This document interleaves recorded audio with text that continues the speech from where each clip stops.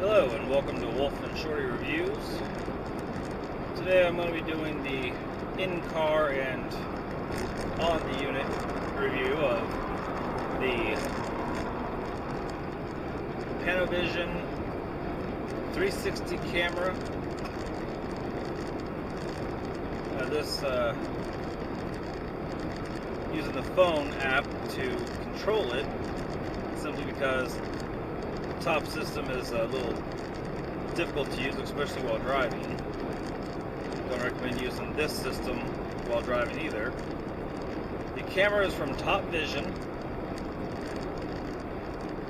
Now the price is $169 flat with prime shipping.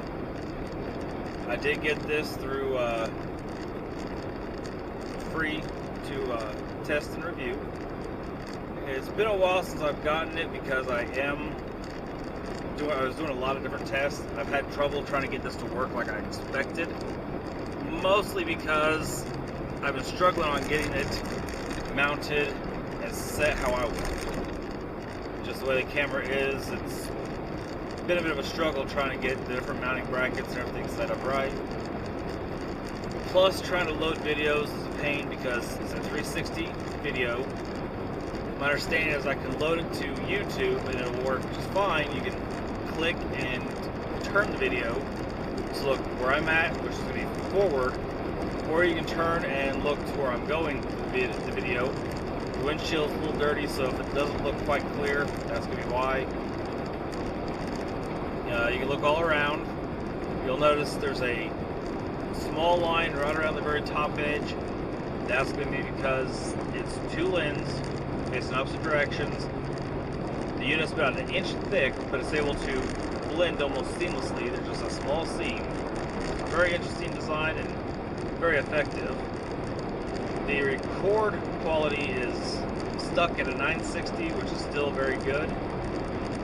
I'll go through as a secondary video, which I'll link into this one, or I'll have it as a first video, and this will be a second one that does a full in-office review associated to this, with this being the on this camera. The other one will be about the camera, but not done on it. So far, what I've seen about this camera, it's not a popular medium yet for camera setups, but with VR coming out with the cell phones and the Oculus setups, 360 3D is starting to become fairly popular. It's still new, but it's a cool idea. And so far, this is one of the few cameras I've seen that actually does work and does a very good job of it. It doesn't actually block off half of it and just shows you a small area. This shows you all the way around very well. It's decent quality. It uses Wi-Fi for connection to the cell phones. What I do see as the only issue, a couple issues.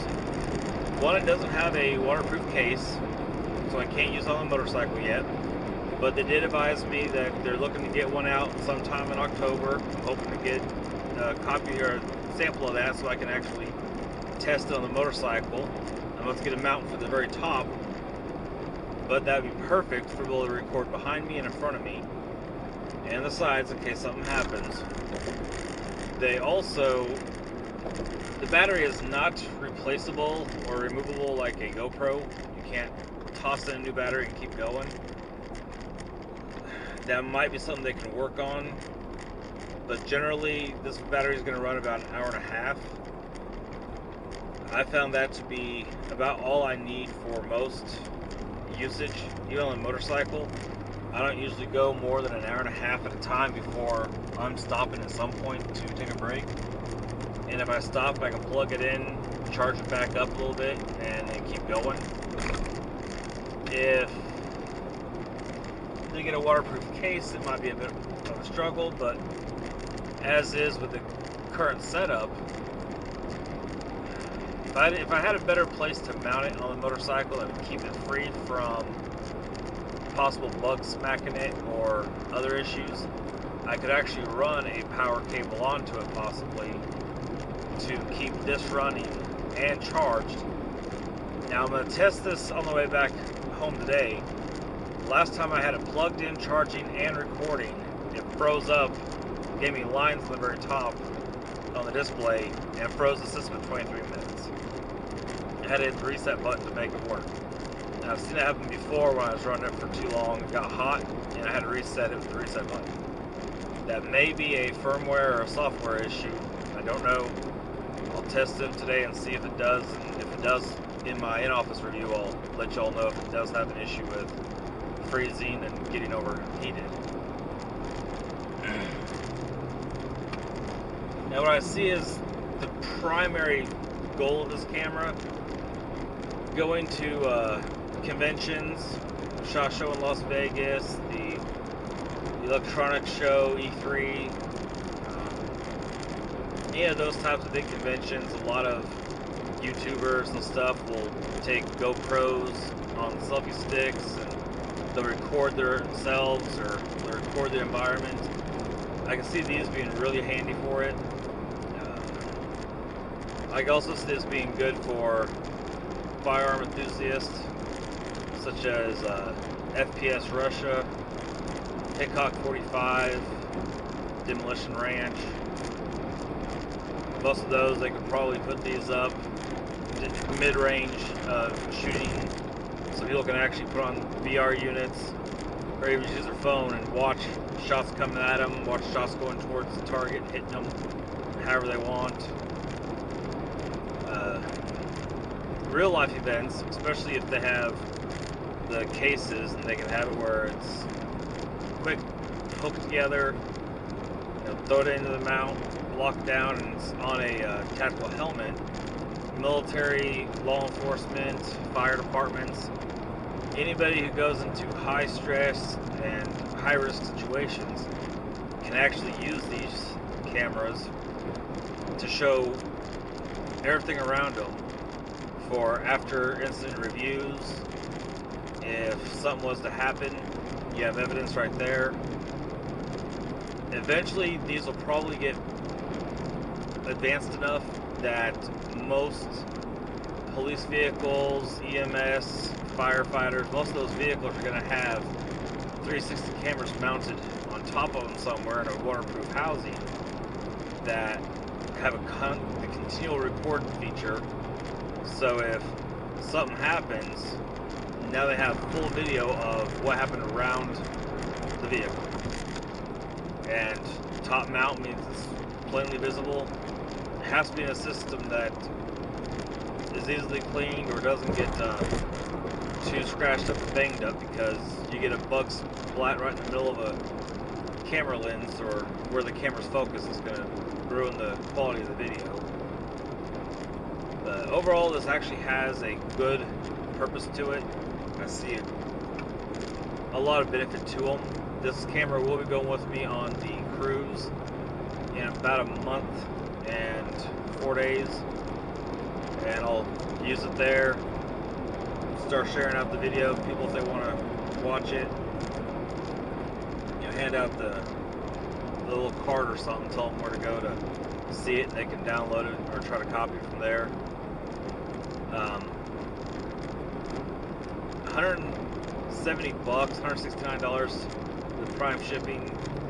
It is a little high end for a camera that is still kind of a startup area for cameras, but for what it does and the benefits you get out of it, I do believe it has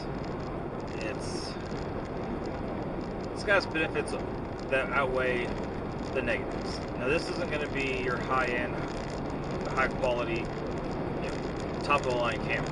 This is still considered a budget camera, even though it is fairly expensive.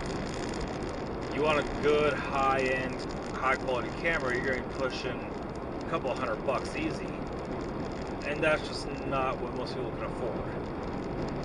$400 or $500, that's a really nice car payment or a house payment. Shy of $200, that's a small car payment, but if you have the money to put $300 to $400 on a game system, you can probably get the money to put into one of these so you can have a cool camera to play with. If you're going to a birthday party, a wedding, wedding reception, something that you're gonna have a lot of people, you want to capture it all and show it off. This is a good way to do it. If you're gonna go do a firearm training, or just out somewhere, a concert, you want to be able to, if they'll allow you to record it, you want to be able to record what's going on. A fireworks show, perfect. One thing I have noticed, which is why I want a waterproof case, lightning show, the camera's not the greatest at night. It really doesn't have good night vision, but when lightning strikes, you can see it shoot across the sky. It looks beautiful. Now, I'm not sure if I can get the video clipped and added, because the program here is a little wonky on trying to get things work together to clip it and put it back together so it's viewable. But if I can get a waterproof case and set this thing outside to record a thunderstorm one day, I'm going to add that video onto YouTube and link into it, because it is amazing watching the lightning shoot across, and you can look all around and watch it from anywhere it comes in at. So weather and storm chasers, that's going to be a big thing they can use this for, is they have it all around. They can watch anywhere they want to see what's going on. So I see a lot of benefits to the camera. I do like it. I definitely say it's 5-star. If there is problems with the heating up and locking up, that could adjust the rating some. But then again, I'm going to contact TOPVISION once I figure out if it is a problem with overheating, and check with them, see if they know if it's firmware, software, or if it's just because I'm running the battery, charging and recording. Where some cameras do have the issue, you charge and record, it's using up too much power while trying to charge, and it will overheat. If that's the case, I can just pre-charge it and, you know, just charge it up again whenever I'm done recording for a short time. I have no problem doing that. That's how most of these are going to be used anyway. So I'll test it, play with it, see how it works, keep going on it. I'll update you all if anything happens with it, and I will put in a video from in-office review here shortly to give you to show you what the camera looks like and the tripod it comes with, all that good stuff, so you have an idea of what it is. So far though, I think it's great, and if you're looking to get into this type of a camera setup, check out TOPVISION. Links in the description. Like always, if you like the video, hit a like, subscribe if you want to see more, and check it out on Amazon. Thank you much.